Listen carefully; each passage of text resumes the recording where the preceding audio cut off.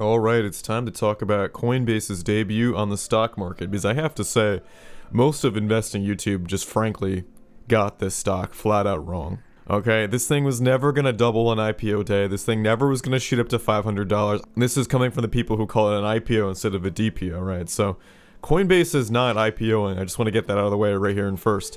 This is important because there's a difference between a DPO and an IPO, right? So an IPO is initial public offering. DPO, which is what Coinbase is doing, it's what it did yesterday, is a direct public offering.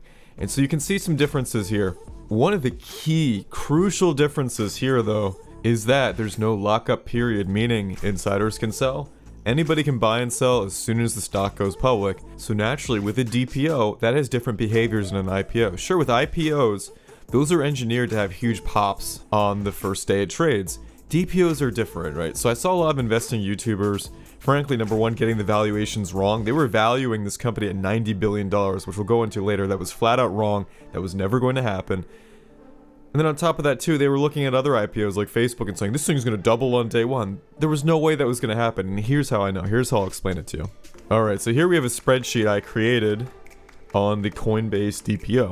And there are a lot of really important statistics in here. So naturally, first we have the shares outstanding. This is sourced from Yahoo Finance. So we have the actual market cap here after a full day of trading on the stock market, which will become important later, and that corresponds to a stock price at $328. Now let's run through the price history of Coinbase before it ever appeared in the stock market. So the last time Coinbase was ever privately valued was in its Series D funding, which was in October 1st of 2018. That was for about $43 a share, coming to a valuation of about $8 billion. Now what's interesting is that in the third quarter of 2020, there was a valuation of $7.3 billion, $28 a share. And where I'm getting that is the Coinbase SEC filings. And so there was a transaction here actually for 2 million shares at $28.83. But what's interesting is that this is the anomaly, right? So we have more recent data. We have data from December 31st, 2020, even ending in March 15th, 2021. And we have a high share price sold in the private markets before it went public, right? So this is between insiders selling their shares at $375 at the high, $200 at the low. By the way, that's still a completely valid price, but coming out to an average of $343.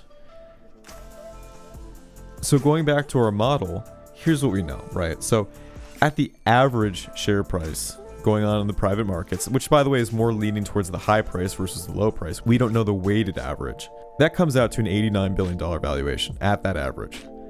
The lowest one, the lowest transaction that was private was at a $52 billion valuation. And so what did the company go with, right? So for the DPO, the company went with a listing reference price of $65 billion market cap or $250 a share. Now here's where it kind of went off the rails, right? So I saw media sources reporting that this thing was trading at a $100 billion market cap privately. Now let's take a look at that. Coinbase is said to be valued at $90 billion in private auction, even reporting that some shares, some transactions happening at that private auction happened at $375 a share, giving a valuation of $100 billion.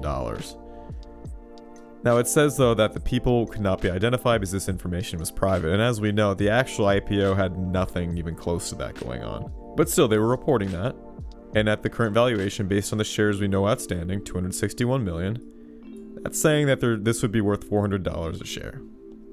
And a lot of people were expecting that. Whereas some other people on top of that, almost fantasy valuations, because remember that story is reporting one transaction out of many. We have many data points about the transactions on Coinbase. That's an anonymous source, anonymous information. So they're saying, oh yeah, one transaction happened at $375 per share. Did that really happen? We don't know. Because again, going based on the SEC filings, our best number for probably the realest number was $343, but in reality, likely in the $200 to $250 range. Some people, though, were expecting this to double on its debut in the stock market. I'm telling you, this doesn't happen, right? So that does happen with IPOs, but DPOs, direct public listings, which we talked a little bit about before, are different than IPOs, right? So a DPO, anybody can sell their stock as soon as it gets on the market, right? So insiders can sell anything. Everybody can buy, everybody can sell as soon as it's live. So naturally, DPOs versus IPOs, they have different opening days. They just behave differently. You're gonna have to take my word for it on this. So why did Coinbase close at an $86 billion valuation on its opening day at $328 per share? And why did this not surprise me, despite the fact that it seems it really surprised most of investing YouTube from what I was seeing? Investing YouTube was expecting $400 to $500, whereas me, I was talking privately with people I know. I knew it never would be like this. So in order to understand why, we need to see the history of DPOs.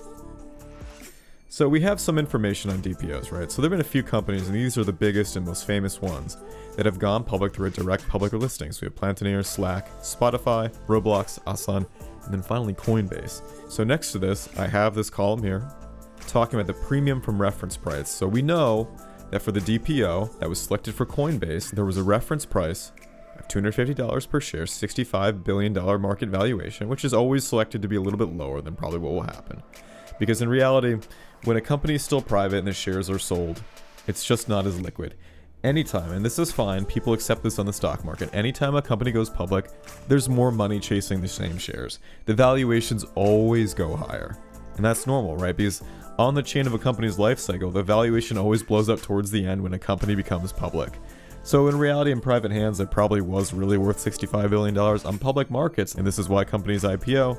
$86 billion makes more sense even though it was the same company as it was the day before. So anyway, looking at these, each one of these companies had a picked DPO. In Coinbase's example, the first price selected was $250. It closed at $328.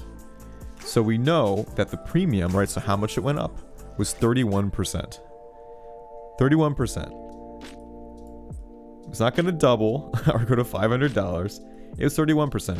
And why is this a completely normal number? Because if we average all the other data points we have, right, so Plantineer went up 38%, Slack 48.5%, Spotify is the anomaly, it was only up 13%, Roblox is even higher at 54%. That company probably had the most hype, Asana 30%, Coinbase 31%. You see, based on the average, this was a very, very normal direct public listing. So going off of my model, which is admittedly very simple, but just based on how we know these behave, likely going between 30 to 50% on the opening day, not doubling, we had an implied closing price of $342, whereas the actual one was $328. It's not hugely off, and this isn't an exact science.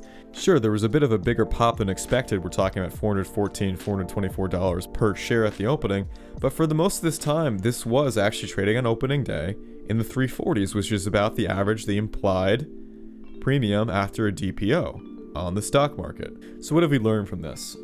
We've learned that the price of Coinbase, $86 billion market cap, is more or less on the ball. I mean, again, it privately was trading pretty high. It was trading as high as like $90 to $95 billion. So there's a little bit of wiggle room right now, but I would say, based on the multiplier for public markets, again, knowing the average premium is about 37% on opening day, I would say Coinbase is just under slightly fairly valued. So I know some people who got in the 320s, and so that would be the perfect time to do it. Me personally, I followed my own ball. I got in 340s. That's normal. It dipped down a little bit. I'd be holding this one for a long time. Coinbase overall is a pretty good company, just based on how I looked at it. It actually generates revenue, it has decent user growth, they've got a decent business model, and then frankly, it's a pretty good way to expose yourself to cryptocurrency without actually having to buy it and store it yourself. So as buying Bitcoin in the public markets go, this is a pretty good way to do it. It's a pretty safe, established company. I think Coinbase does very well surviving government regulation, because what Coinbase does actually is that it ties every Bitcoin's purchaser's real identity to their Bitcoin, so it can be tracked, right? So it's not like when you're swiping your card or paying cash, that's untraceable. With Bitcoin, if they know where you've attached your identity, you have to upload your passport, for example. Sometimes at Coinbase, they know how you're spending it. So as far as I can tell, regulators are perfectly fine with Coinbase. It helps them track and put personal data attached to every Bitcoin sent and received. They don't accept Cardano on there, obviously. So as far as Coinbase surviving, I think they've got a lot of big money people in there. There are a lot of rich people getting involved in crypto. That'll help it survive regulation. It gives the government it wants. It helps track and monitor people's spending on the cryptocurrency and those, dark transactions, so to speak. It generates revenue. All in all, it's a good company. It seems just slightly undervalued at the moment. So in all, despite the people expecting $500, I would say this was a very normal, very acceptable opening day for Coinbase.